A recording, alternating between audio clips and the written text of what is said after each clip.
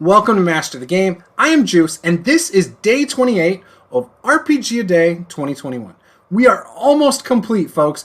Today, we're going to be covering 3 prompts. That's solo, dream, and open. So let's delve into it.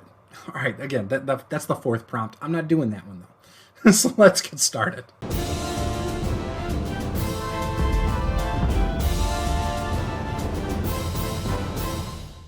All right, so we've been doing this all month long. So if you haven't yet, go back, find the playlist, and watch the previous videos. We've talked about a variety of prompts. Some days we've covered multiple words.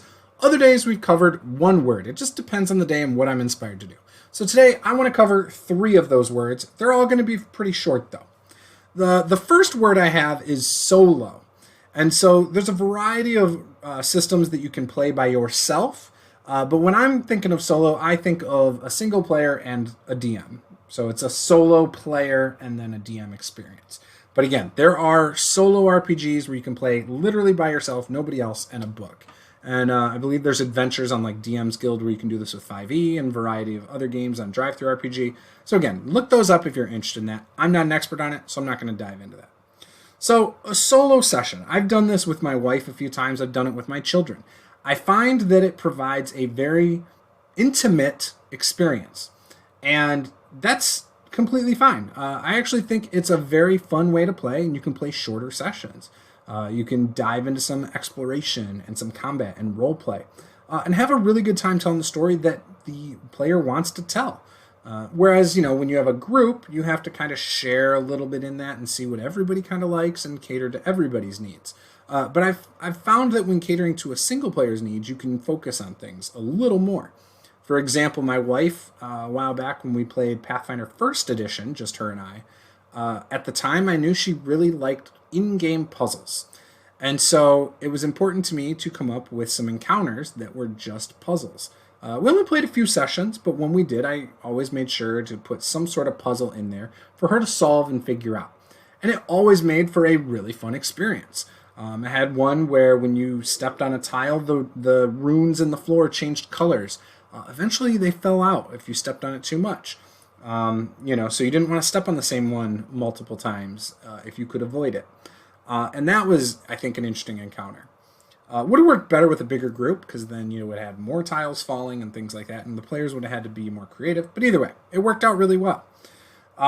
So again, I think solo sessions are great. Now, you can also do solo sessions if a player misses a session and you want to tell the story of what happened while they were gone. Doing a one-on-one session with that player, I think, again, allows you to dive into it, gives them something that when they come back to play with the group, they have something to actually talk about. It's not just them making things up. It's not just you as the DM making it up.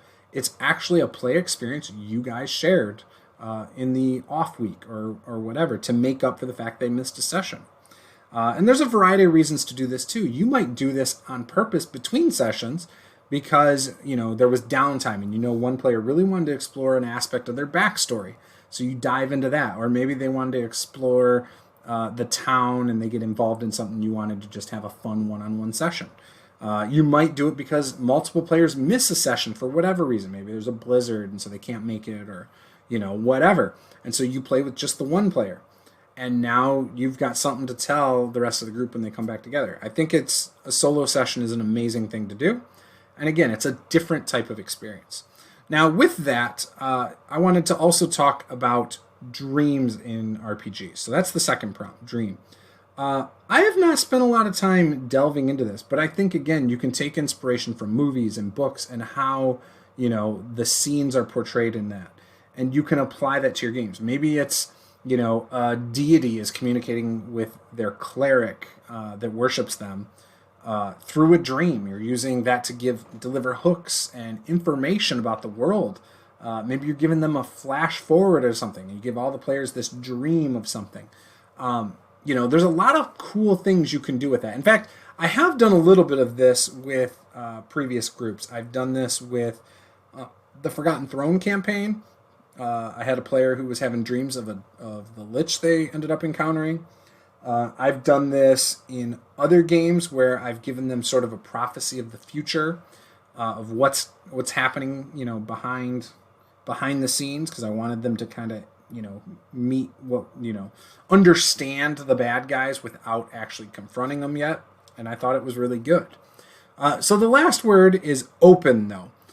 This is the last word I'm going to cover. And so this comes down to being open to a variety of different play styles. This comes down to being open to different ways to play.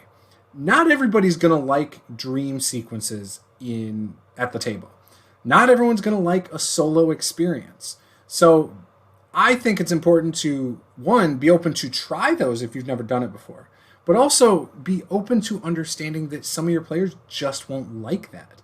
And trying to understand why, is kind of important, but it doesn't have to be. You don't need to know why. If you just know that they don't want to do a one-on-one experience because they maybe aren't big into the role play aspect. Maybe they don't want to be at the forefront because they're more shy and they'd rather just be more of a support role.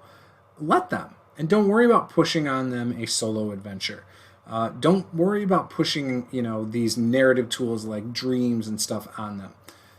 So again, be open to what your group wants, and I think your gaming experiences will get a lot better.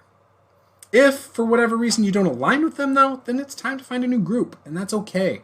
Sometimes no game is better than a bad game. So this was Master the Game. I am Juice. Game on.